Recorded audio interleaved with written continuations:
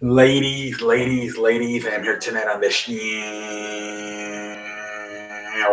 And tonight we're gonna do Smackdown recap. So the show starts off with Roman Reigns, the Usos, and no, excuse me. Actually started off with Randy Orton and Matt Riddle pretty much saying that they want to challenge the Usos for the SmackDown tag team titles. They want to unify the titles.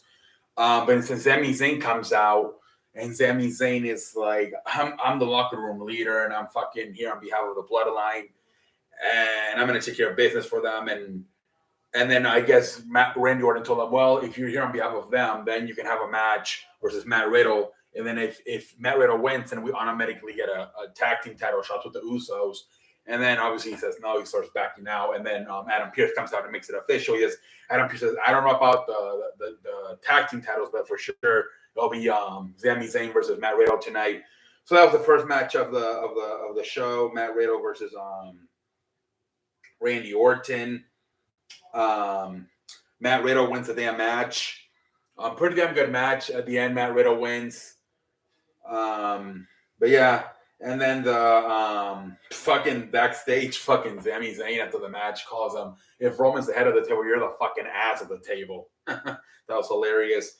Next we got Ronda Rousey with an open challenge for her woman's title. She fought Raquel Rodriguez. It was a good match, man. They gave Raquel Rodriguez a good minutes, good chances. A few times, it looked like she was actually going to win it.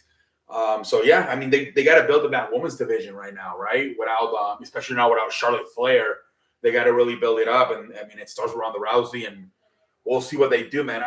I'm see that's the thing too. But like they're so stacked that man, you might want to like. I don't even know if is Sasha Banks a SmackDown or a Raw person because they might fucking make her lose a tag team title so she can become a single competitor and eventually compete for the.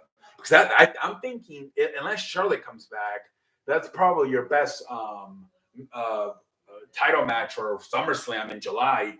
Ronda Rousey versus Sasha Banks. So look for Sasha Banks to possibly lose the tag team titles with Naomi so she can compete for. Because I think that's by far the best match they can offer on SmackDown on the women's side. Ronda Rousey versus Sasha Banks. But right now, baby steps, man. We still got about 2 more months to go. Next, we have Happy Corbin. Does a Happy Corbin and that's a segment. I'm sorry, but the guy sucks ass, man. I'm sorry. Whether it's a baby face or a heel, the guy just sucks.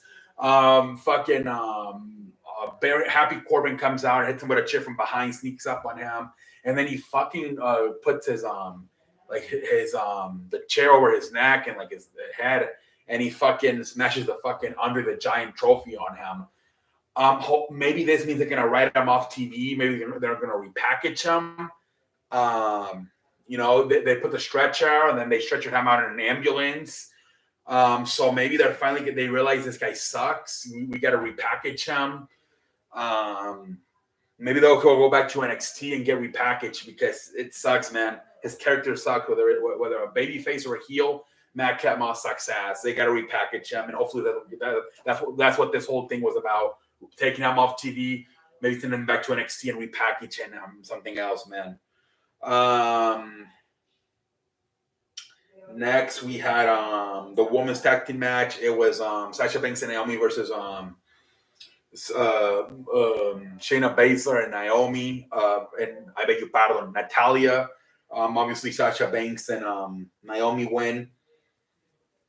All right, whatever. Next we had fucking Butch versus Kofi Kingston. Butch ends up winning the damn match. Whatever. I don't know why they've been feuding for like what 2-3 months now. The New Day and Sheamus and Rich Holland and Bush. Come on, man, stop it. They got to move on from this feud. They're not even tag team titles involved or anything. Come on, man. They got to move on. Got to move on. And then the final segment of the show was Roman Reigns coming out with the Usos. And they're pretty much going to say whether the Usos accept the RK Bros tag team title match. And then RK Bro comes out and, they have a little bit of, Randy Orton continues to make fun of them, how They don't know anything. Like Randy, they don't. Roman Reigns makes all the decisions for them. So he pretty much they accept the challenge for next week. I don't know. I thought they were gonna wait to do it. I thought that was gonna be the main event for Hell in a Cell because the reports are that Roman Reigns is not gonna be a Hell in a Cell. So I thought it was gonna be the main event, the tag team titles for both the Raw tag team titles and the SmackDown tag team titles. I thought it was gonna be the main event for Hell in a Cell, but I guess not. Unless they do something where next week they something happens, maybe Roman disqualifies them or something, and they got to redo the match in Hell in a Cell. I don't know. We'll see.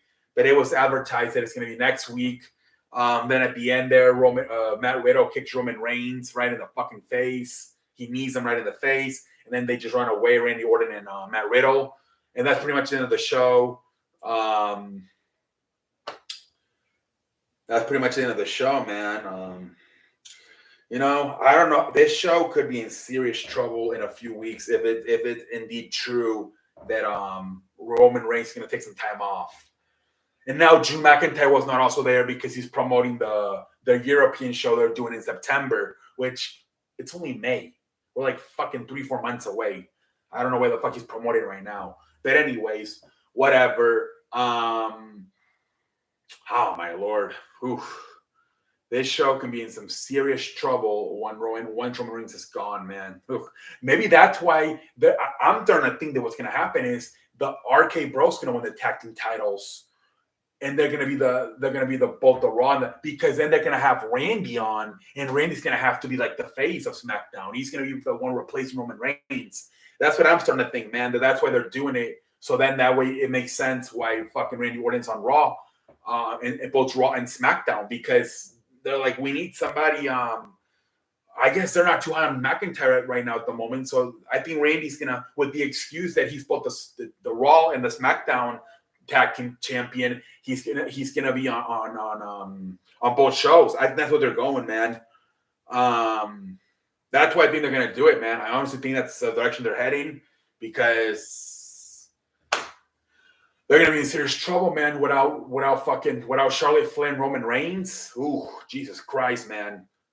So I think they're gonna rely on Randy Orton, even though he's in a tag team, to carry the show, to carry SmackDown. Raw is actually fine, man. They got Rollins, Cody Rhodes, Bobby Lashley, AJ Styles, Edge. They're fine. But SmackDown needs help, especially if Roman Reigns is gonna leave. But ladies and gentlemen, all I want to say is thank you for watching. Have a good night, everybody.